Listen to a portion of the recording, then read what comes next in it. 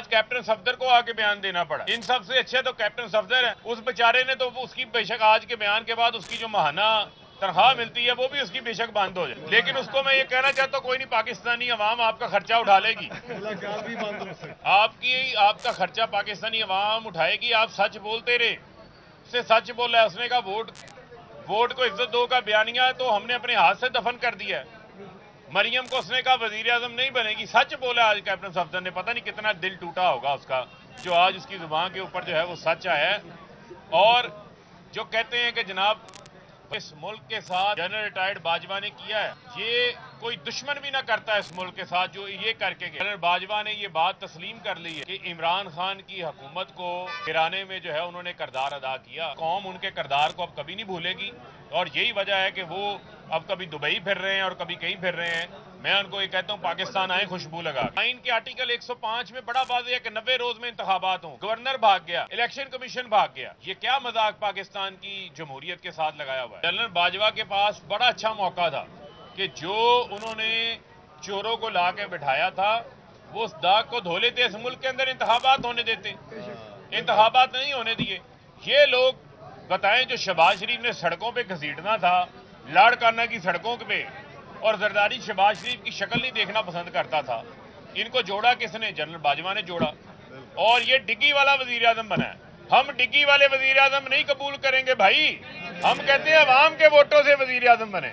मैं हदायतकारों को, डायरेक्टरों को, प्रोड्यूसरों को, सबको कहता हूं मुल्क का सोचो भाई। और $3 अरब रह गए, मुल्क नहीं चल पा रहा।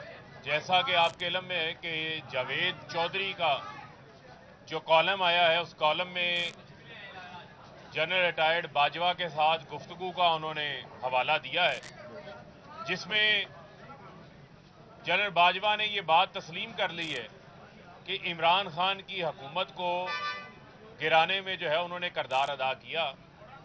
और सच्ची बात उनके मुंह से निकल गई, जो बात इमरान खान साहब कर रहे थे। उन्होंने ये कहा कि हमें पता चल गया था कि इमरान खान जो है वो मुल्क के लिए खतरा था। अब जो रिटायर होके चला गया है जनरल बाजवा, अब पता चला है कि 10 महीने में जो मैशियत का हशर नशर किया है इन्होंने पकड़ के, जो इन्होंने पाकिस्तान के डॉलर का हशर नशर किया है, जिस तरीके से इन्होंने अपने मुकदमात माफ करवाए हैं, जिस तरीके से इन्होंने NRO 2 लिया है, इन्होंने पापड़ वाले फलूदे वाले के मुकदमात माफ करवाए हैं। आटा 160 रुपए किलो हो गया। महंगाई के 50 साल रिकॉर्ड टूट गए। किसान सरापा एहतजाज हो गया। आज ये पता चला है कि खतरा इमरान खान नहीं थे। खतरा जो जनरल रिटायर्ड बाजवा इन चोरों को, पाकिस्तान के ऊपर शहबाज शरीफ चोर को, जरदारी चोर को, फजल रहमान चोर को जो ये नाफज करके गया है, खतरा तो पाकिस्तान को इनसे है। इमरान खान से तो कोई खतरा नहीं है। अब पता चला है कि जब कल से ये बात सामने आ गई है तो अब अपनी मर्जी के सहाफियों के जरिए तरदीदें जो है वो करवाई जा रही हैं।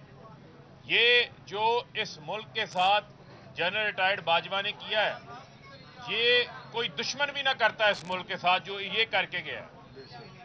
हर मुल्क के शोबे को तबाह इन्होंने कर दिया, इंडस्ट्री तबाह कर दी, बेरोजगारी आज मौजूद है। वो इसहाक डार जो IMF को कह रहे थे, मैं IMF को क्या समझता हूं, आज वो IMF के दोनों हाथों से घुटनों को हाथ लगा के बैठा हुआ है, हाथ जोड़ के बैठा हुआ है, सिर्फ $1 अरब के लिए।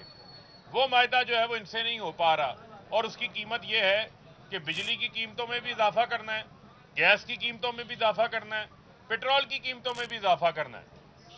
यही वजह है कि पिछले 10 माह से इमरान खान साहब ने जो अवामी तहरीक चलाई, उसमें जदोजहद की, उसमें सिर्फ एक ही मुतालबा था, फौरी इंतखाबात का मामला था। आज आपने देखा कि अदालत में पहली बार ऐसा हुआ कि इलेक्शन कमीशन, जो कि एक आजाद अदारा होना चाहिए, आइन के मुताबिक एक आजाद अदारा है, इलेक्शन कमीशन भी वही जुबान बोल रहा है जो जुबान वफाक का नुमाइंदा गवर्नर बात कर रहा है, वही केयर टेकर गवर्नमेंट बात कर रही है। ये क्या पाकिस्तान के सिस्टम का निजाम इन्होंने बनाया हुआ है? ये कैसे कह सकते हैं कि जनाब अगर हुकूमत, आइन के अंदर बड़ा वादे है कि हुकूमत जब भी चाहे वो अफवाज पाकिस्तान को کسی بھی کام کے لیے جو ہے وہ طلب کر سکتی ہے، اس میں انکار کی کسی قسم کی کوئی گنجائش ہی نہیں ہے. یہ وزیر داخلہ جو جنگل کا قانون ہے رانا ثناء، یہ ایک وزارت داخلہ سے لیٹر نکال دیتا ہے کہ جناب جی ایچ کیو سے افواج پاکستان کہہ رہے ہیں کہ وہ اور معاملات کے اندر مصروف ہیں، وہ الیکشنز کے اندر آ کے سیکیورٹی فراہم نہیں کر سکتے. تو آپ لوگوں کے جو پروٹوکول ہیں، آپ لوگوں کی سیکیورٹی کے لیے تمام سیکیورٹی کے بندوبست بھی ہو جاتے ہیں. جہاں عوام نے اپنے حق رائے دہی کے ذریعے انتخابات میں اپنی آئندہ قیادت کو منتخب کرنا ہے، جو کہ آئینی ریکوائرمنٹ ہے،